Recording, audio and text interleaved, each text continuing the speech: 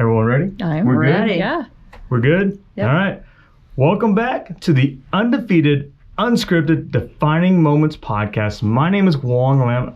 I'm joined alongside today my wife, Margie Lamb. beautiful, and Yeah. today's extremely special guest, the Vice President of Cedars Commercial Real Estate and Development. And we also hear she is running for Mayor of Oklahoma City. Carol Hefner, welcome to the podcast. It is such a pleasure to be here. Thank you for having me. I appreciate that. Yeah. Good Absolutely. to see you, Margie. Thank you. Before we start, we have a swag bag and our bag of our favorite coffee. Well, goodness, that is a real perk. Yeah. Gas station Just coffee. for showing up. Just huh? for showing up. Wow. Yeah, Well, I appreciate that. That's very kind. Thank you. absolutely. I can't wait to delve into that. But right now, let's get to some conversation. Right? Let's get to this Absolutely, conversation. yeah. How's your morning been? It's been fantastic. Start very early these days. Yeah. Got up about 5:45 and hit the ground running, and have already been to a big breakfast and made the announcement there because I filed yesterday, as you know. Yeah. Yeah. For Oklahoma City Mayor for my candidacy, and I look forward to serving this city. Awesome. I was born here, and I was raised here, and we're 6 generations of investment in Oklahoma City, Right. and I've got my kids here that are all grown and raised, and they're all doing very, very well in their own right, and then I've got 10 grandkids. So it is very Wow. important that the future looks bright in this city, and we've got a lot of work to do. I love it. Absolutely. I feel the energy. Margie, you probably feel the energy too. So what are some of your morning habits that get you started? Oh my goodness. Well, I've got a precious husband, my husband Robert, who is really good about making coffee and getting me going. And honestly, I'm a high energy person. Yeah. So up until just recently, I haven't been a big coffee drinker. But because the pace is picking up and I'm still having to run business and I'm still having to do family and adding this in, which I'm juggling all of them just great. Plus, I am a commissioner on the Oklahoma Commission for the Status of Women, and I'm handling and chairing the upcoming Oklahoma Women's Hall of Fame for the entire state. So I've got a number of things on my plate, all easily manageable, but it takes a little bit of coffee. So when I get up in the morning, it's just take care of the dogs, get the bed made, and yes, I make my bed every morning. I like it. So Great habit. If you can get that task going, it gets you set, and it just sets your feet on the right path. It seems like a small thing, and some people don't get it, but it works for me. Yeah. Yeah. Tom George is one of our good friends. He's like a brother to me. Me too. Yeah. What? Yeah. Okay. Yeah, I've known Tom for years. Yeah. So he made the connection, and he shot me a video last week of your ad that you're running for mayor. And Yes. I feel the people who have backed you have at least 20 to 23 years average military experience. What's so special to you about the military? We just pulled those 3 actually that are retired military, but there are a number of active military and a number more of retired military. Greg Slavonic, an admiral, number of others. It is very special to me because I have 2 sons-in-law. I'm actually a Blue Star mom. Wow. And I did that. I got involved on behalf of my sons-in-law, one Air Force, one Navy. And I understand the unique challenges because my daughter was is wife to servicemen, retired. And so she understands she's had to move. She's moved to Hawaii. We had to help with that, with little kids in tow. And I know the service, not just from the member, but from the entire family. That's why yesterday Pearl Harbor was so important. I think people, they want to look toward those people that have served, but they forget that in the background, there are a number of other people supporting those people. And they hurt us deeply when somebody is lost. They hurt us deeply when somebody has gone on deployment. And I understand that unique challenge. Right. So when it comes to the military, that is what established this nation. Those people's sacrifice is so important to who we are in the fabric of America, the fabric of our states, and the fabrics of our communities. And the people that are still here that have either retired or their families who have lost a member, those people still devote their time and their energies to making sure that America is safe. And I appreciate them very much. Yeah, absolutely. We talk about the military, we talk about law enforcement. I've noticed, I've read in the articles lately that the law enforcement community, especially Oklahoma City, police officers have been ambushed a lot more in the last 2-3 years than they have ever in quite a while. What are your thoughts on that? Well, I was with Tommy Johnson this morning, as a matter of fact, talking about the sheriff's department and the morale and what they feel that's palpable coming from the liberal media, coming from the community that buys into liberal media drivel. And these people are under siege. They need to step up and be able to step into their role and serve our communities, knowing that they have the confidence of the people behind them, because they are here to protect not only our families and our homes, but our businesses too. So we can only be effective as a community with a strong law enforcement. And that police, fire included, and also our sheriff's departments, all of them, and our highway patrol, all of them deserve better treatment than they're getting now. They deserve better equipment.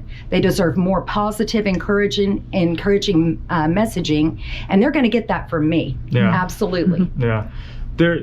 Throughout, because I was born in Edmond, Oklahoma, Yeah. and my parents came over literally off of a boat in 1975. Where did they come from? From Vietnam. Okay. And we backed the military 110% too, because without the military, my parents wouldn't be here. Without Oh, yeah. the United States freedom, obviously we wouldn't be here. Yes, well, let me So- go back to that, because Yeah. being from Vietnam, you guys are close to that motherland, if you will, and so Yeah. you understand what communism looks like. Correct. And it is devastating. Correct. It's devastating to communities. Socialism, communism, they're of the same flavor. And that actually is very detrimental to the fabric of families, life, the ability to earn a living, the ability to reach your dreams. There are no dreams. They squash dreams. Right. And currently we've got a mayor who is spending time in Portland. He's been to Seattle, he's been to LA, he's been to Sacramento, San Francisco, and he's all about them, and he loves Biden, and he's all about bringing Biden's agenda into Oklahoma City. Those are dream killers. Those are law enforcement killers. Those are things that we don't want to look like them. We're Right. Oklahoma City. We're free, we're open, and we want to stay that way. Yeah. So, but my family on my father's side is from Lebanon. Okay. And we came Yeah. over 3 generations ago in the early 1900s to escape Muslim persecution. Wow. So we came over legally through Ellis Island. We did not take charity. As a matter of fact, my family lived on dirt floors. Yeah. And they lived up in near the panhandle of Oklahoma is where they settled. And so our family, it's trickled down that strong work ethic, understanding of the gifts and the precious freedom that you have in America, building business, working hard. That is who we are. That is who I am. And I don't take that for granted for 1 second. Right. Love that. That's awesome. What has 2020 last year taught you? 2020, I will tell you, a lot of people just say, oh, it was horrible, it was terrible. We are blessed to have a large family. And I really believe in family first. I mean, it's God, family, and country in everything that I do. And I've lived it out all of my life. And now at 60 years old, yes, I'm 60. It actually happened. You never think it's going to happen to you, but it does. And, looking back on 2020, we really pulled together, and we had some very special moments as family. We still get together regularly. I always make a dinner at least once a week. I make it a point to pull everybody in, get them all over to the house, and we're talking 20 plus people with kids included. It's a lot of people all the time, and it's my joy because I still cook, and I don't want to lose that talent and that ability, because it is very much a labor of love with my family, and it's passed down, and all of my kids, including my son Robert, cook. They know how. And that is a life skill that everybody should know, I feel like. But getting everybody together, at least it was more frequently in 2020. And we didn't miss a beat. It was actually a blessing. And there was teaching going on in my children's lives for their kids. And it got to be a little tough. So I would sometimes step in and help with that, which was really great. And there were just a lot of terrific moments through that. I do understand that a lot of people don't have family like that. And so it was very isolating. And I think that was completely unreasonable, completely nonsensical. The fact of the matter is, we had Ebola. Did we have lockdowns? We had SARS. Did we have lockdowns? We made people stay home, stay out of schools. For what reason? Actually, it had a detrimental effect on people's mental stability, on their expectations for their lives, their dreams, as we stated before. Many people lost their jobs, lost their businesses. They were isolated from their families. Some people even lost family members that they never got to actively see. It is a travesty and a terrible, terrible tragedy for our communities. It had no place in Oklahoma City. And so the fact that that continues to be pushed by Mayor Holt, who I often refer to as de Blasio Holt, That New York style is not welcome here, and it doesn't work for our community. So to my mind, that should never happen again, and I will do everything in my power to make sure we do not have mandates or lockdowns for any reason in this city. We are a nation built on liberty, individual rights, individual liberties, and it should remain so. And that filters down to everything in our lives.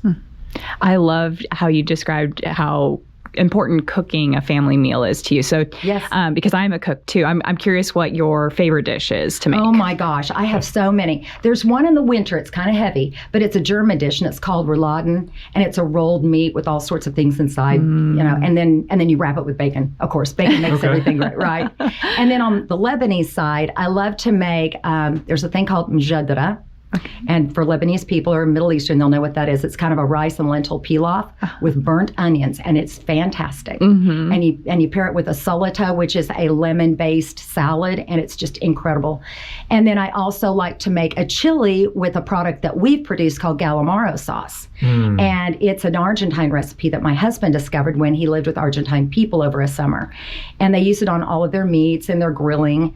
But it's great in a chili. So we sell that at Uptown in case, shameless plug, in case anybody wants to go to the Meat House in Edmond or to Uptown Grocery and pick it up there. I think we will, because we were just talking about chili, how, this cold weather gets you kind of. I've got a bottle in my car. I'll bring it in. Oh my God, we would love it. Yes, wow. yes, we were talking about that. Yeah, there are all sorts of dishes that I make. I mean, I make, my husband loves to grill, so that's always nice because then I can make sides, baked cabbage, baked cauliflower, things like that, super healthy.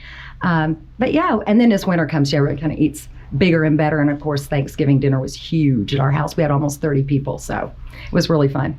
We're going to do it again in Christmas. So when you become the mayor of Oklahoma City, your victory meal, you're going to have us over and Coach George. I might have to teach the different Jesus House, the Homeless Alliance, all of those city rescue mission, how to cook one of these dishes. That's awesome. Yeah. Because honestly, rice and lentils is a great way to feed people. It's got a lot of protein and it fills you up. Well, rice is a great staple. Yeah. So I think that's what we do in all these other countries. Right. And so it makes sense that, Americans should tap into that. Exactly. But I'd love to teach them a dish. It would be fun. That would be fun. Yeah. I love it.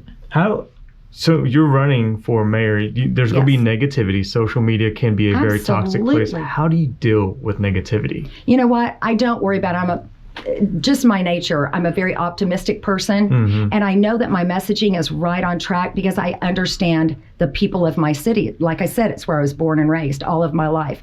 And they come to me frequently because I've been in leadership positions for the past 38, 39 years. I've worked on numerous boards, commissions, committees. And so people regularly come and talk to me about what's on their mind. And it's just not lost on me that I know that what they are wanting. And, it has to do with strong law enforcement. They're sick of seeing a Portland style, marches and riots. We don't need that in Oklahoma City. And we certainly don't need a mayor that marches with them, which is what we've had. So there's that. But there's also roads. We've got deteriorating roads all the way around Oklahoma City in pockets that get ignored in this city. And those people are part of this city too. They deserve the services. We need to come up with a comprehensive road program and the way to move that forward and keep it continually maintained and doing it right so that we don't miss out on connecting people to the urban core. And our urban core is doing just fine. We built that just beautifully. We can lay off for a little bit and help the outlying areas, and they need the attention. So, and CRT. Even though I don't have control over education as a mayor, I will tell you that critical race theory, now being labeled as SEL, has no place in our schools. Our children suffer, and it doesn't matter which end of the spectrum they're on. To tell a child that they're responsible or to tell another child that they're a victim, it squishes dreams on both sides. That needs to be out of the program. We don't need to be teaching that. Actually, we have seen that our standardized tests have gone down in Oklahoma, and we're already not doing well to begin with. Right. So we need to be teaching strongly the things that will carry them through their life and will make them strong business holders, dream fulfillers, and job creators. And to do that, they have to understand math. They have to understand how to comprehend what they read. They have to understand sciences. And those are the things we should be teaching. And most teachers know that. It's just that they're being held to something quite different. As a woman candidate, what would be your message for women in Oklahoma City? Well, it's my same message that I give to the women on the Commission for the Status of Women. We underestimate ourselves. And I know that, we're raising children. Yeah. We're just uniquely geared to that. That's in our innate self, is to be able to nurture. And so we do that naturally. And not only do we nurture our children, but we nurture elderly. And we take care of our older parents typically. But we are multitaskers. We are great. It's almost like we have ADD naturally built in, which is a great thing because we can hit one thing right after the other and jump back to the first topic. And when it comes to women, we need to be able to embrace the fact that we can do these things and we can make our communities stronger by stepping in and stepping out into these very viable situations. But I will say that it's not always the men that hold the women back. It's the women that hold the women back. And we don't value ourselves enough. That's why when I joined the commission, I was asked, would you be willing to hold the state's very first Women's Hall of Fame event to honor all of our past and present inductees who are powerful women in this state and do a lot for the state.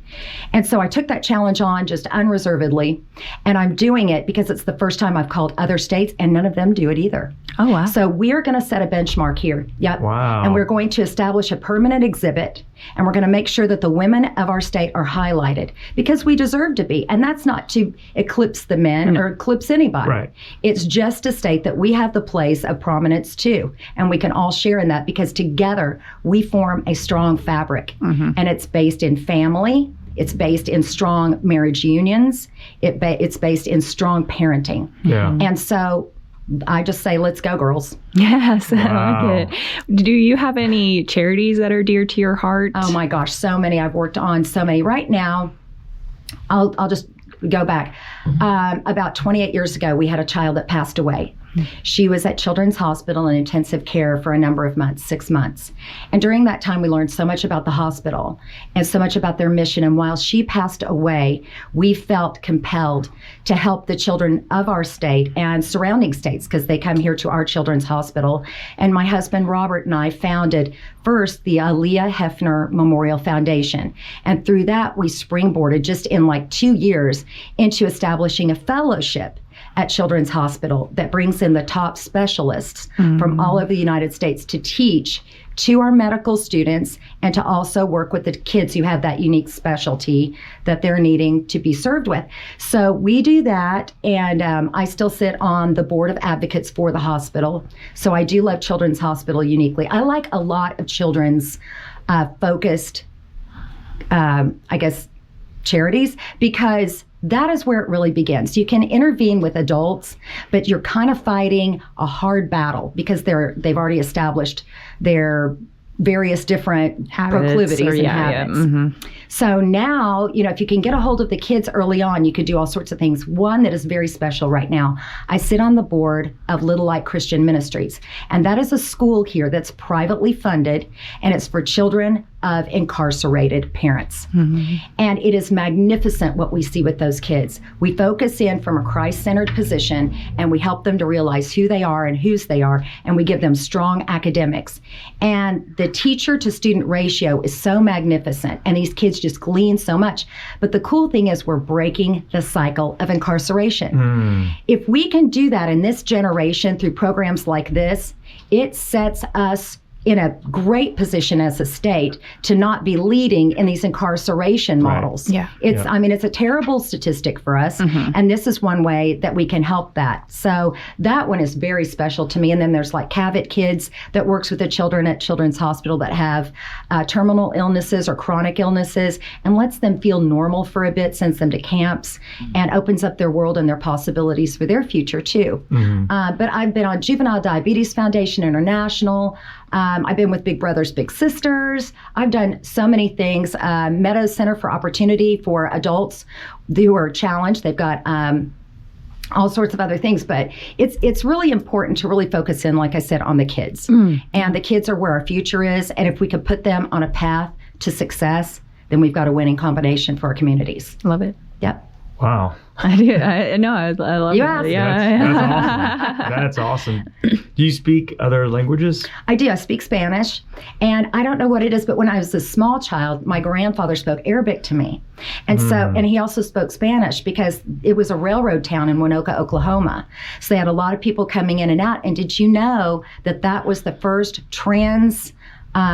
continental flight stop? So they stopped there at, I think they had Wiley Post. I can't remember what it's called. Anyway, they had their airport there. So if you were going from New York to LA, you would stop there and refuel in Winoka, Oklahoma.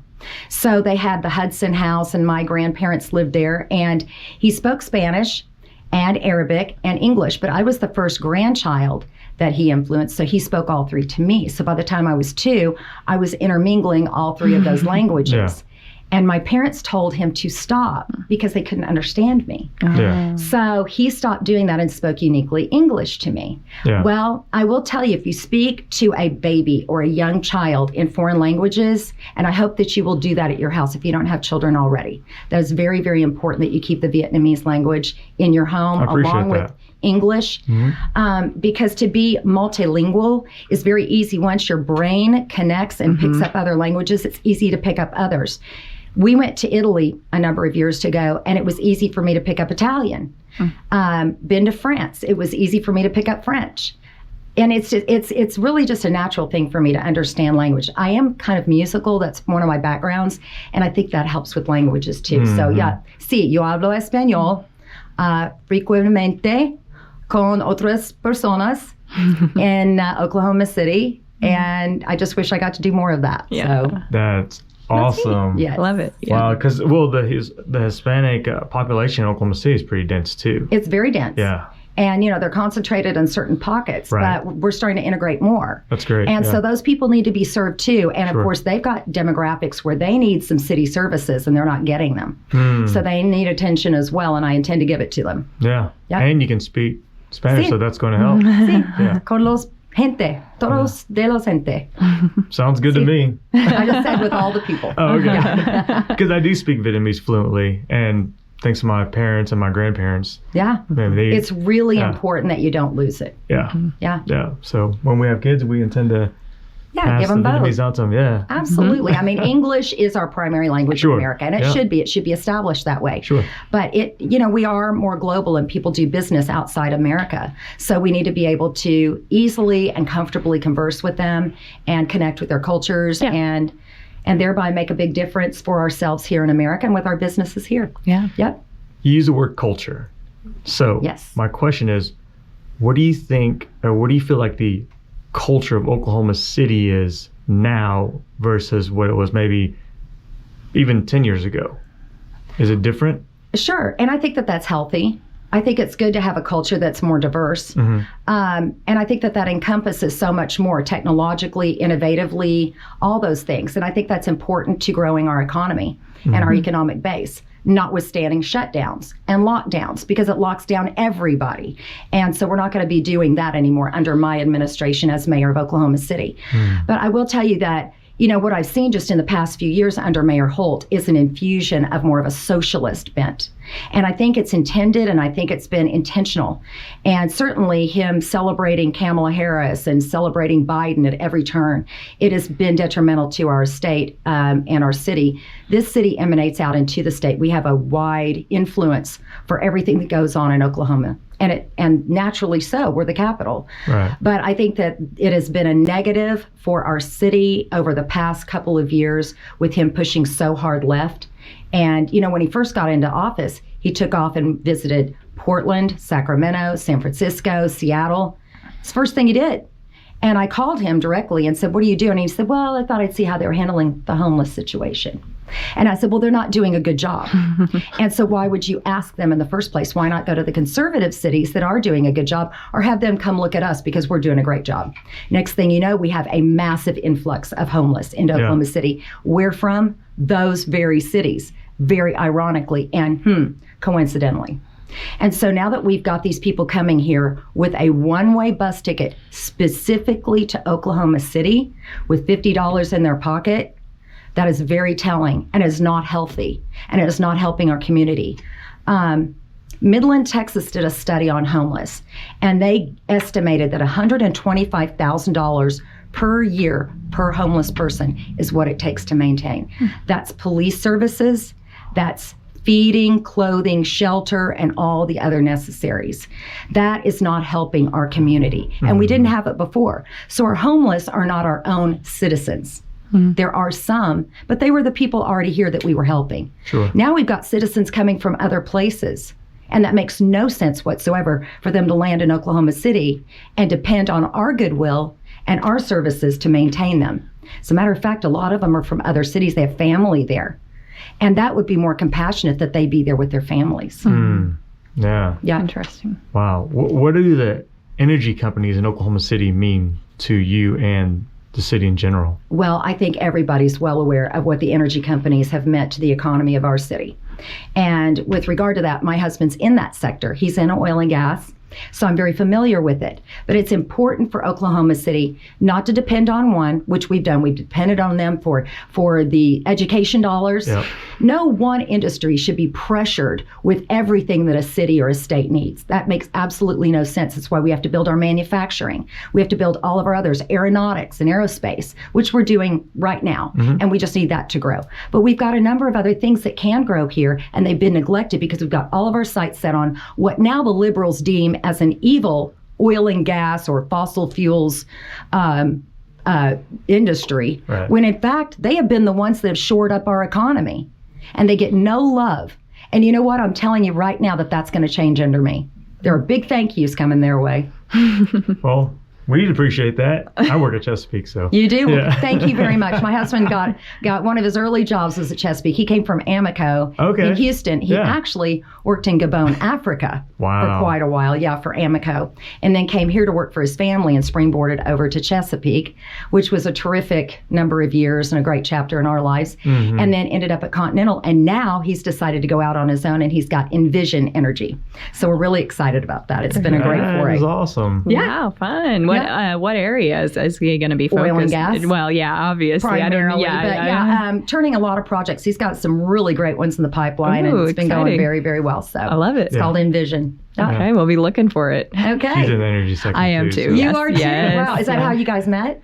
We met at the gym. At the gym at Chesapeake? At the gym at Chesapeake. Okay. Yeah. Well, there's a lot going on at that gym at Chesapeake. Yeah. My parents actually met at a gym too, which was just very serendipitous that I met my husband at a gym. So you had your antennas up. You're like, I'm at the gym. Yeah. I know this works. There's a guy in here. This works. Yeah. Where is he? And it did work. It did work. Hey. Yeah. Speaking of health, though, like health is one of the things that's really important to me. Yep. And it's something interesting to see in Oklahoma City that we're just not ranking up there in terms of health. Do you have any ideas about that or any thoughts? As a matter of fact, we've talked with our family about that. I think we've mentioned before that I'm a cook, and I've been actually on Channel 4 with Kyle Anderson. Okay. And making some dishes with our Galamaro sauce, which, by the way, is gluten-free. And, it's important for people to understand the health benefits of good eating. Yeah. And so as mayor, that is a fun thing for me to do. That is definitely not a pillar of my campaign, but that would be a fun thing to do, is introduce people to really great dishes, easy dishes, inexpensive dishes, but the ones that are easy to make, because a lot of people don't feel competent in the kitchen, but everybody's competent. It's just creating, and it can be easy and fun. And there used to be, I don't know if there still is, a great television show called Semi-Homemade. Okay, yeah. You can take a canned good and embellish it. You can do anything, but there are some great ways of cooking that would incorporate all sorts of easy dishes. And sure, I'd like to step out and help people to understand how they can eat more healthy. Yeah, that'd be great. That'd be more healthier lifestyles. All about. With your face and being visible to that type of situation. Well, and multicultural too. That's important. German cooking, Argentine cooking, Lebanese cooking, of course, good American cooking too is really important. And maybe, Juan, you can teach me some good Vietnamese dishes. You can do that all day. You can hang with me and we'll do that, and we'll get Margie in there too. Yeah, that'd be fun. Well, she's gluten free. I am. Good for you. And I do Vietnamese dishes now. She does that. Yeah. I am not personally gluten free.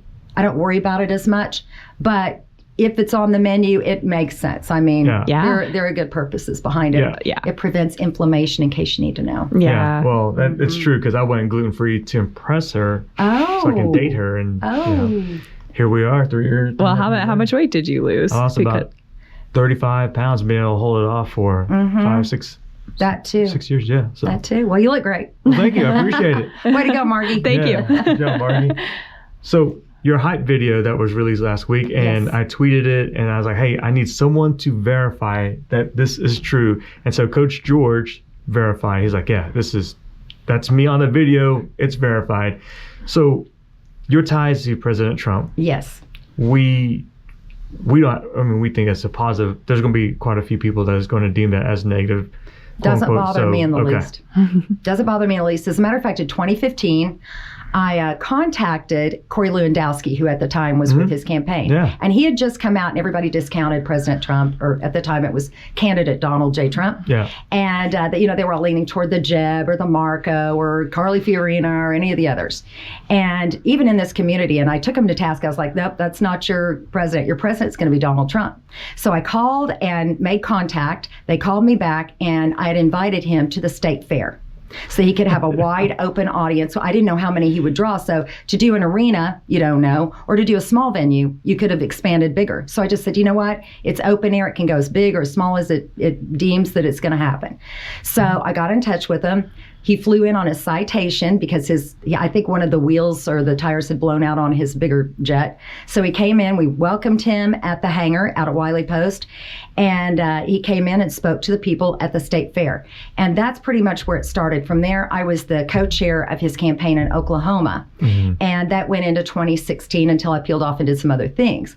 But I stayed with his campaign and just did some covert stuff with social media for him. And that was really a joy. It was great. And then we brought him in a couple more times for private meetings. And, I just had the great pleasure of getting to know him. He's always just, for women's sake, he's always very respectful. Yeah. He never made untoward comments. He is not that kind of man. He is business all the way. He does not care what color, creed, gender, he doesn't care. He's all about who can move things forward in a positive way to keep America free and safe and doing all the things that really the federal government is charged with. It's charged with, the liberty of our nation, which is protecting life, liberty, and property. And nobody understood that better than Donald J. Trump. And I think he'll be a great president again. I love That's awesome. Yes, I am 100% for Trump. Oh, I understand him. Yeah. I know what he stands for. I know what he means. And he is absolutely right in his approaches. Yeah. Keeping manufacturing coming to America, which I'd like to actually draw further to Oklahoma City. Sure. And I can do that. I'm a great promoter of good things within our community, and I think I can go out and make it happen. I can attract them here. So I'm a good cheerleader, Good. which is what a mayor needs to be, right? Yeah, 100%. absolutely. Yeah. Someone needs Absolutely. to be a cheerleader, the hype person, and Yep. keep people motivated. at Absolutely. least, And, bringing right? everybody along with me, just Yeah. building a team. Yeah. But with the hype aside, I feel like not only that, but just a realist. Just be real with the people. Absolutely. I mean, I think that we've lost that in politics in general, not just at the local level, Sure. but at the state level. And not in Oklahoma. I think we're a little bit more genuine than most, but certainly at the federal level. I mean, you see a lot of talking points and scripted things to say and sticking with, kind of trying to schmooze the people. I'm not that candidate. I'm 100% genuine, transparent, and I intend to bring that to the office of the mayor for Oklahoma City. I don't think it's as transparent as it should be. And there are a lot of things that go on behind the scenes. Did you know that at the state level and the federal level, we have ethics and we have ethics oversight, but we don't at the local level? It's very important that we establish that for our cities. And I'm going to do that in Oklahoma City. No, I did not know that. Did you know No, that? I don't. All local levels, they don't really have that, but they do at the state and federal. So, Yeah. our city and all cities really should have that. And I'd like to form a coalition with other conservative cities to push those initiatives forward. Yeah. I think it's important for the people to be able to, that's who we're serving. They are America. They are our communities.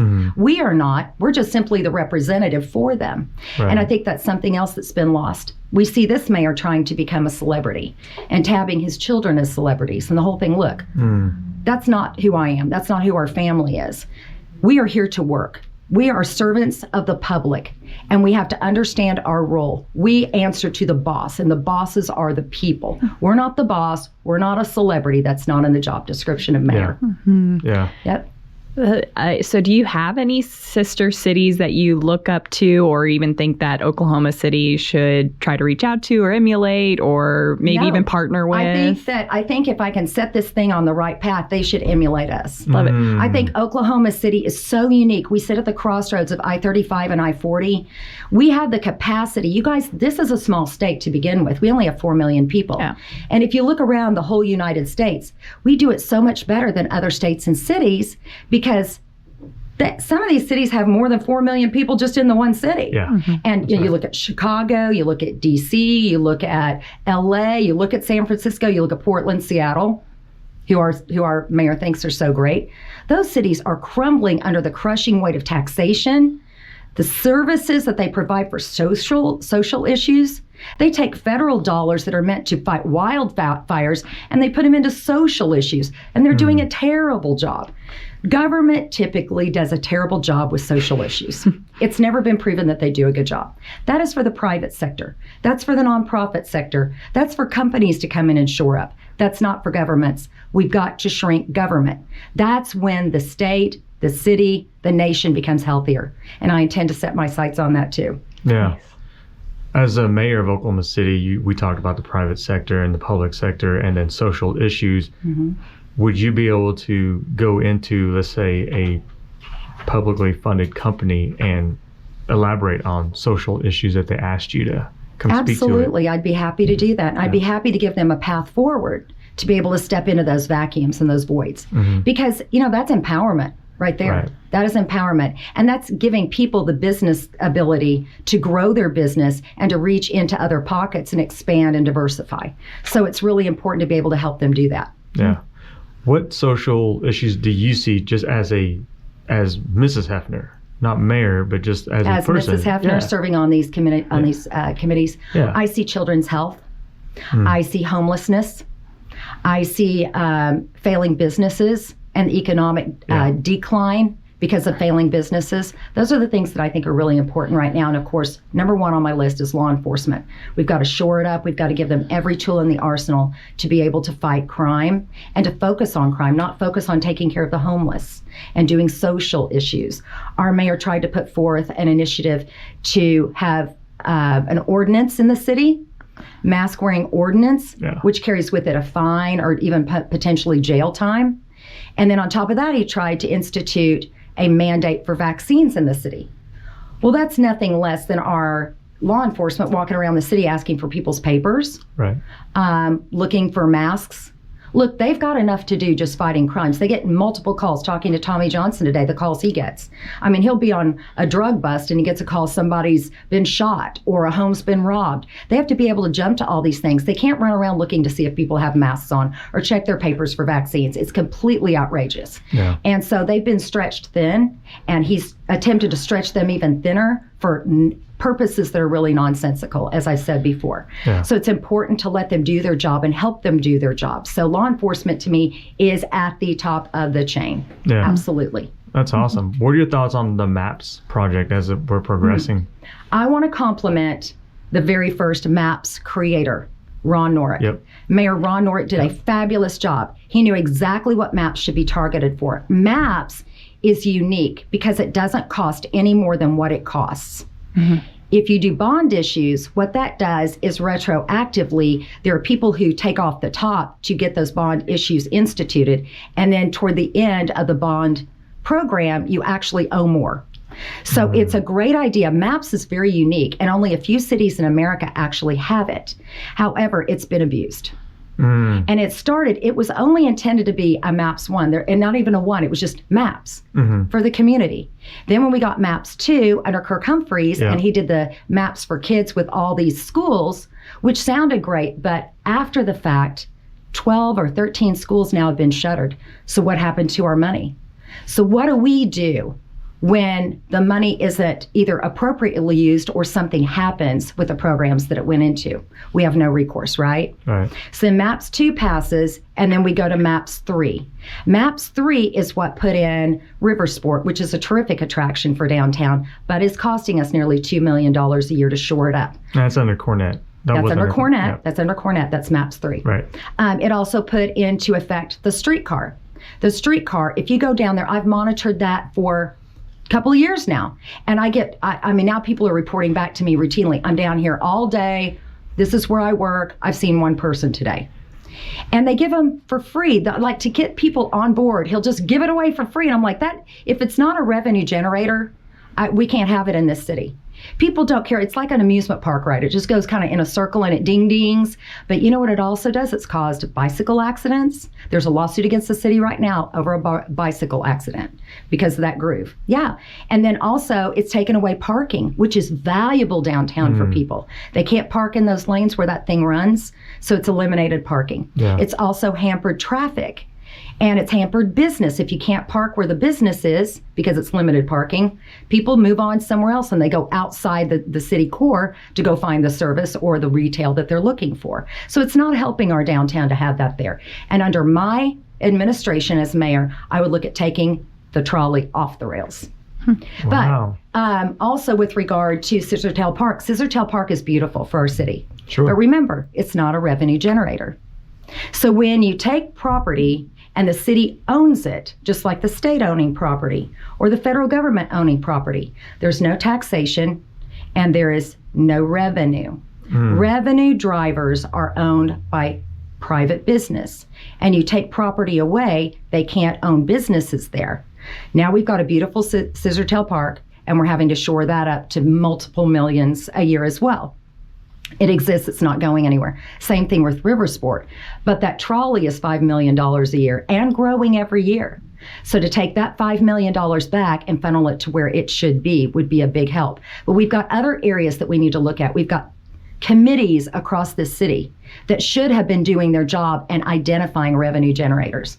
That's something else I'm going to do. And I'm going to help the developers of this city, and I'm going to help the commercial real estate builders of this city so that they can jump into these areas and make it happen, because we need revenue generated and we need for the infrastructure to speak and support that.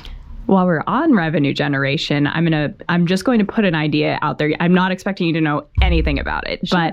but something that is coming up in some other cities, particularly some conservative cities that are actually embracing cryptocurrencies in their cities. So Miami Coin is one of them, where Miami's actually moving to being almost a tax-free city, and the city operating itself almost entirely based on their own coin.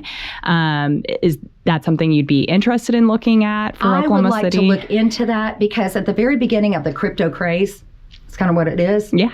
I was very unsure about that. And I thought, okay, this is crazy. It's not based on the gold standard. There's just air.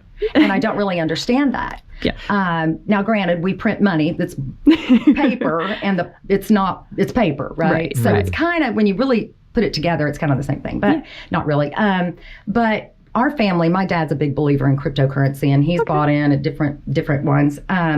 But when it comes to a city establishing their own crypto, I don't know, and I really haven't investigated that. I'm glad you brought it up, because I would like to look into that. Yeah, Miami Coin is the one. And it really comes down to, I think Oklahoma City has such a strong community, and these coins are meant to kind of build that community, like build on top of already strong communities. It's people that want to promote what the city is doing or want to buy into even certain particular projects. It'd be like taking maps almost and crowdfunding it from people, saying, okay, if you purchase this token, you almost own a piece of this project. But you're saying individual projects, which I like. You know, Maps 4, when Holt came up with it, none of these were integrated to each other. There were 16 just unconnected different projects. Yeah.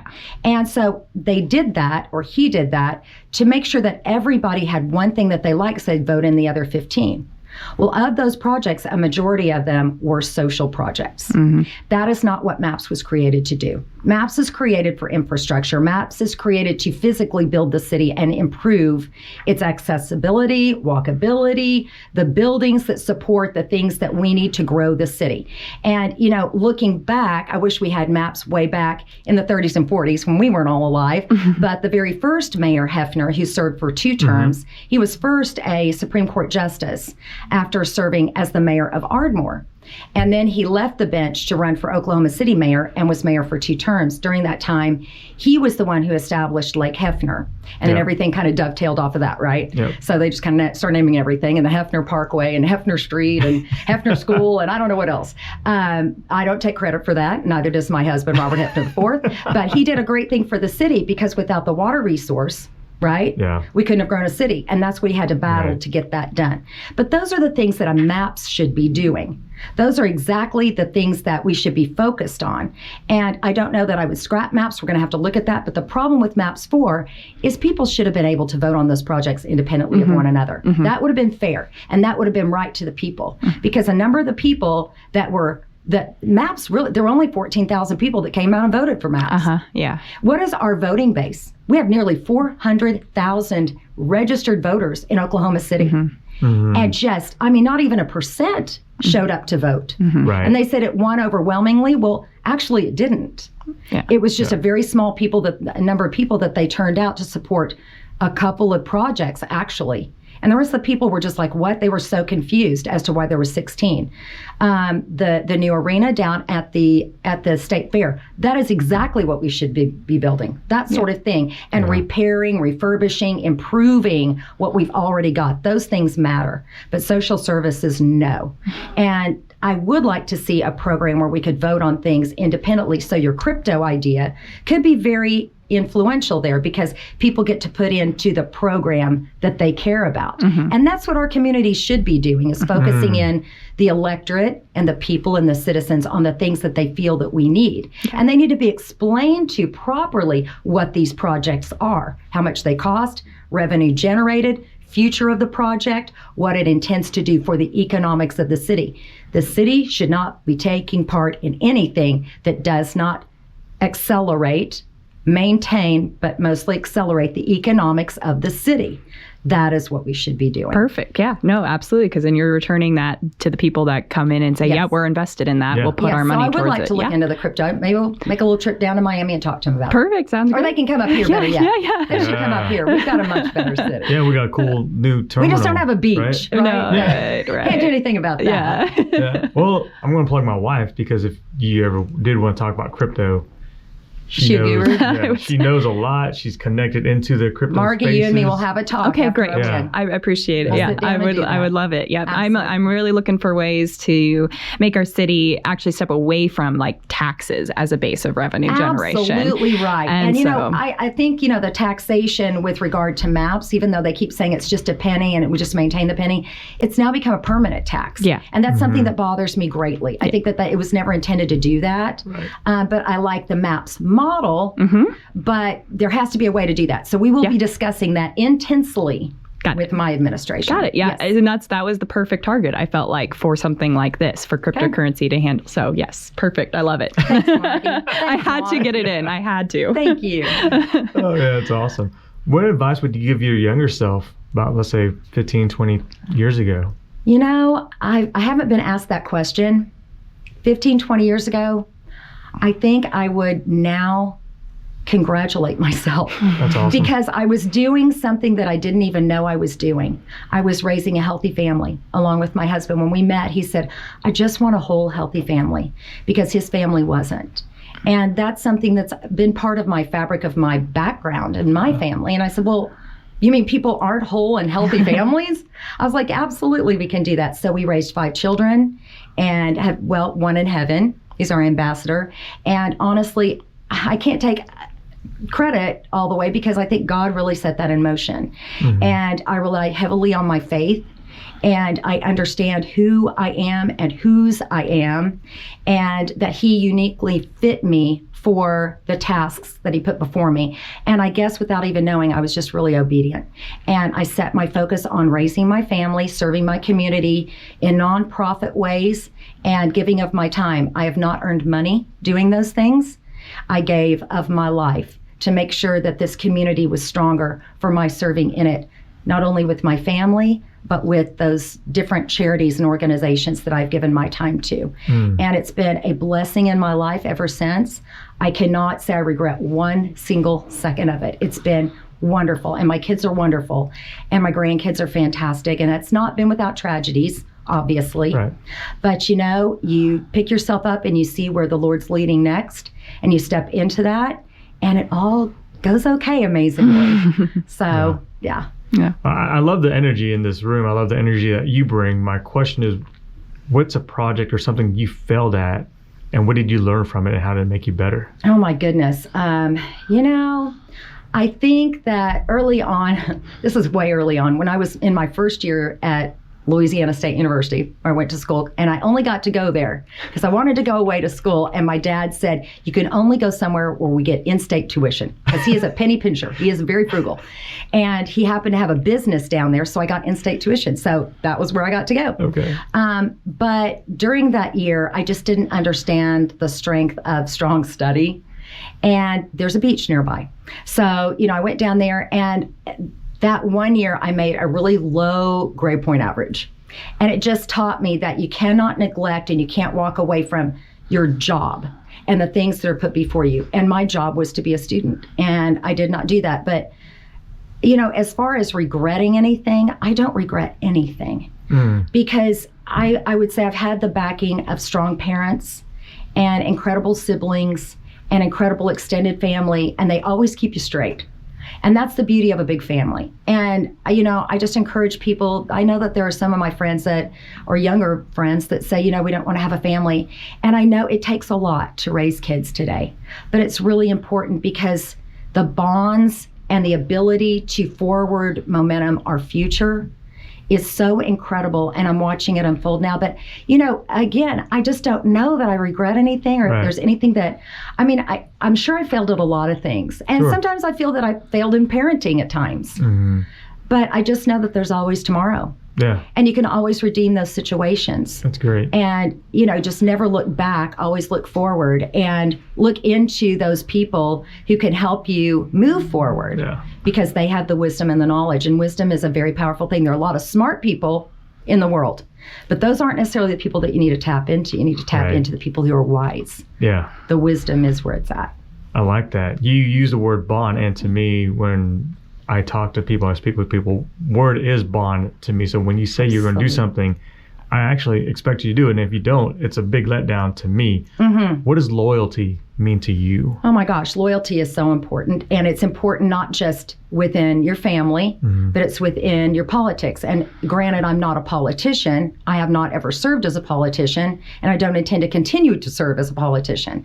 But loyalty is important to the people that you serve, whether it is your family or the people that you're standing up for. So if you're saying that you're going to be loyal to an organization, be loyal. If you say you're going to be loyal to a group of people, be loyal. If you say you're going to be loyal to the people of this city, as I say I'm going to be, I've got to be loyal, and I've got to stand on my word. And there was a day when we did business with a handshake. My dad still does that. Yeah. And he trusts that people are going to step up, and he does get let down sometimes. Now, I'm a person that says, no, let's get it all in writing. There's no reason not to, right? Sure. And in a world of litigation today, it's just better to do that, and everybody knows where they stand. And once you have a contract, people know their unique part in the agreement, and so they follow suit, and that helps with the loyalty. Yeah. But I'm just different than that. I do believe that when I say I'm going to do something, I do it. And I believe in transparency, and I've got nothing to hide. Yeah. I'm 100% out there, and everybody's known me for my whole life. And I think that they trust me because they've seen me in action, and I haven't changed my stance on anything. I believe in what we can be and who we've traditionally been as a conservative city and state. And people come here from all over the country now to escape those places that aren't like that. And then they get here and they go, you guys are looking a little purple. Are you moving blue? And I've gotten that comment so many times from people from California, people from the West Coast and East Coast. Yeah. And it's uniquely because of this mayor and what he's doing, and the people in his office, specifically Steve Hill, who's a big Bernie Sanders lover. They just work very, very hard to keep shoving this city to the left side. And I'm not going to allow that to happen. We got to regain our footing. Yeah. Well, when I look at social media and I see things, I feel like it's almost emotional manipulation, which is not the way to mess with. But isn't it all about the feels today and how I feel? No, it should not. It should be the reality. And I'd like to let people see what the truth is and what the reality is and what they can do to move the needle in a more positive way, rather than them always being harangued by this, we're victims and how terrible, and all the complaining. And that's one thing that I don't believe in. I don't believe in complaining without bringing a solution. I'm a fix-it kind of girl. My kids always know that. I'm going to fix it. If they bring me a problem, my husband brings me a problem, my go-to immediately is, how can I fix this? And that's what I'm all about. And I love doing it. I love when I'm successful at it. Sometimes I'm not. So sometimes I fail there too. Sure. But there's always tomorrow. Because as long as my feet are on the ground, I'm alive, and I'm vertical, I'm going to get it done. Wow. Slogan right there. Yeah. I'm going to get it done. As long as I am going to get it done. Yeah, I like it. I mean, and there are enough people in this city who know how to get anything done. If I don't know how, I'm going to tap into that. Yes. Right. Yeah. I think people sometimes forget that, like how much of those connections really do make a difference. Absolutely. And they try to tackle it. And I'm guilty of it sometimes, to tackle it all yourself or try to do it all yourself. But tapping into those connections that you have and the people that are really good and talented in the areas that maybe you're not or that you need. Sure. It's the way to go. You know, Andrew Carnegie, from way back before I was alive, is another idol of mine. Somebody that I look up to as a mentor. You know, he couldn't read and write. Right. So he brought people in. You have to be able to identify what you're not good at. Yeah. And nobody's good at everything. And certainly I'm not. Nobody's perfect. And I will say right off the top, I'm not. But I will find those people who are perfect in their endeavors that I am not, and bring them in. And it's my joy to work with people like that. It's easy to work with people like that, because to be able to learn from or know that there's somebody that knows how to do something that you can't is really fun. Yeah. And there are plenty of people out there in our community. They're so talented, and they haven't been tapped into. Another thing that Mayor Holt did is, when we needed to staff the Scissortail Park, and I can't remember, I think it was 40 positions, we had tons of people from this area apply for those jobs. Did they get them? The majority of those jobs went to West Coast kids, and he brought them in. Why? We have plenty of talent right here. We need to be employing our own people. We need to be building the jobs and building families based on what we've got right here. Doesn't mean that we can't tap into knowledge elsewhere. Yeah. But we've got the people in the workforce right here. Yeah. And we need to make that happen. So I intend to really tackle that. I like it. Yeah. Margie?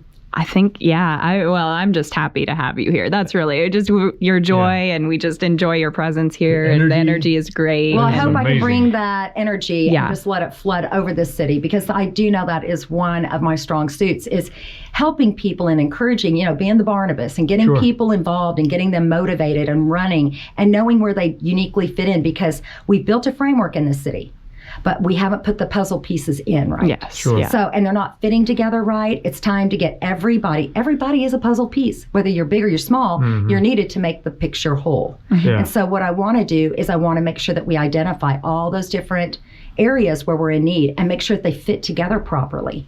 And that is something that hasn't been done well in this city. And it's time that we do it, because we're growing. Yeah. Now, we don't want to be the big city that can't do it well. We've got to be the big city that has a forward progress in the right way, so that when we get there, we're absolutely put together properly. Yeah. That will matter in the years to come. And so I intend to really tackle that too. Yeah. So you talk about enthusiasm and bringing in this energy.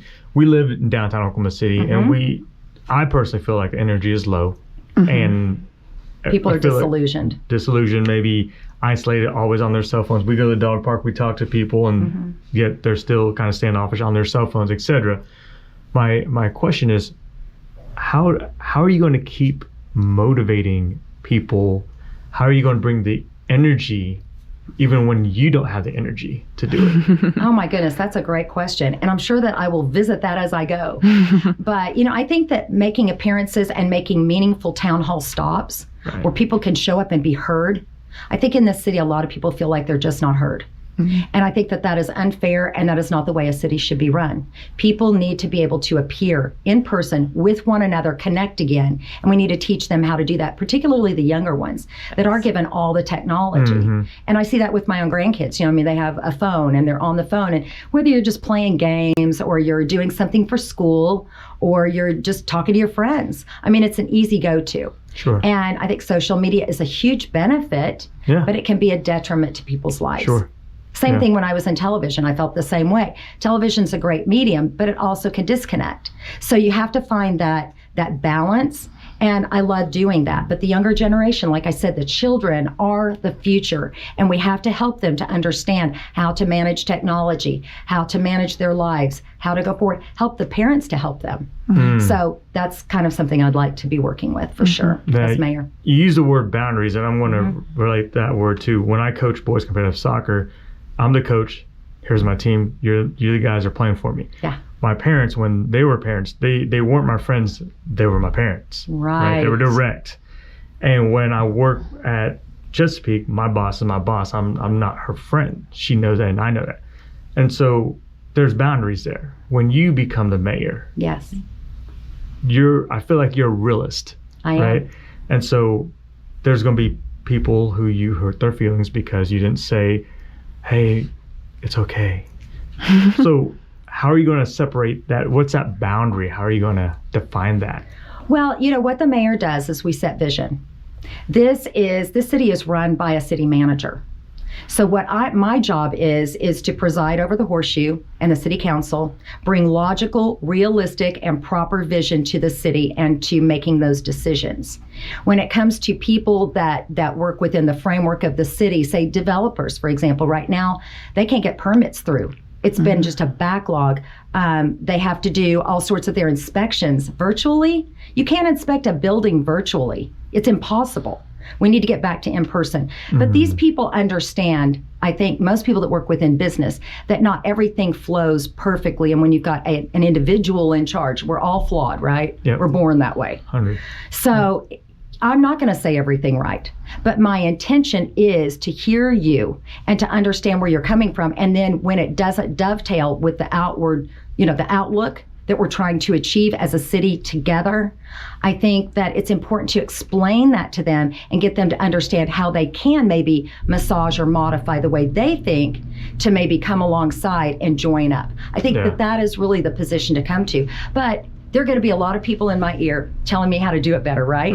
Yeah. And every one of them have a seat at the table until they get nuts or something. Until they don't. Or they threaten other people, or they do something that is untoward, because we don't have any room for that in any city. Right. And definitely not in Oklahoma City. That's not our culture. Right. Our culture is one of basically Judeo-Christian and people working together and supporting one another. And so people, when they come to me or they come to discuss issues, they need to come with that particular perspective in mind. And I think then we can get things going. That's awesome. Last question, how would you like to be remembered? The best thing, and without getting emotional about this, the best thing that I can be remembered as is a great mom. Setting a tone for my children, particularly my daughters and my granddaughters, how a woman conducts herself properly and with graciousness and with dignity. My mother did a great job setting that forward for me. And she passed a few years back unexpectedly. And so I seek to honor her memory, and I seek to honor what I do in light of what my kids will remember, because their lives are what will go on for eternity for me. Yeah. The city, mayors come and go. People who serve on boards come and go. Committees come and go. Just those sorts of things are temporal and not exactly lasting memories of a person. And I don't think that people who serve should seek that. I think that is not the point. It's a proper passing of the baton and leadership for a time, and then you move on. And I just think that what I leave for my family and what I leave in my family and invested in my family is going to be my greatest legacy. And so far, it's proving true now, and I couldn't be more honored to be alive and watching it. So. Wow. We're absolutely honored and delighted. That's great. That's great. How do we, or our listeners and viewers get in touch with you? Go to my website, by the way. It's hefnerformayor.com. That's Hefner, H-E-F, one F, hefnerformayor.com. Tap into my website, sign up to volunteer, sign up to give to this campaign. It is very short. And remember, the election is February 8th. Mm-hmm. That was established many, many years ago in a terrible way. And what it does is it disenfranchises many voters. And so we need to be very focused on that, particularly in the conservative tank, because the others know about it and they get pushed a lot to get to the polls in untoward ways.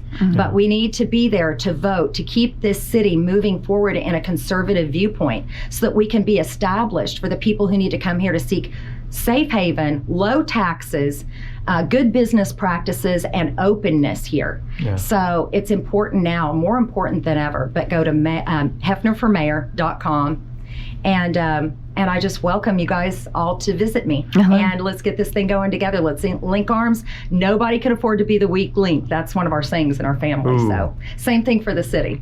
I like it. Do you have any social media? Facebook? I do. I'm on Facebook. Okay. And it's Carol Hefner for OKC Mayor. Okay. You can go to my personal Facebook, which is just Carol Corey Hefner, C-O-U-R-Y, Carol Corey Hefner. I'm on Instagram. Okay. And not doing Twitter. So if y'all see something come through from Twitter, it's not me. As a matter of fact, I was hacked, I think, yesterday on Instagram. And I was just going out there. I guess this thing was just going out there going, hello, how are you? And, to my good friends or my family, they're like, that's not her. Yeah. So just expect that. Especially, I think that the left uses that more as a tactic. We're more forthcoming as conservatives. We don't do that to other people. Right. But if you see things that are untoward, just know where it's coming from. And it's because I'm strong and they know I'm coming and I'm going to lead this city. I love it. Well, thank you for joining us on the podcast, Project 30 at 10, the House Icon Bowling Bill. We appreciate it. Enjoy the coffee, enjoy the swag, and we look forward to seeing you guys again. Thank you so much. Appreciate it. Thank you. Thank you. Okay. I'm going to talk some more, but that's okay. There's so much to say.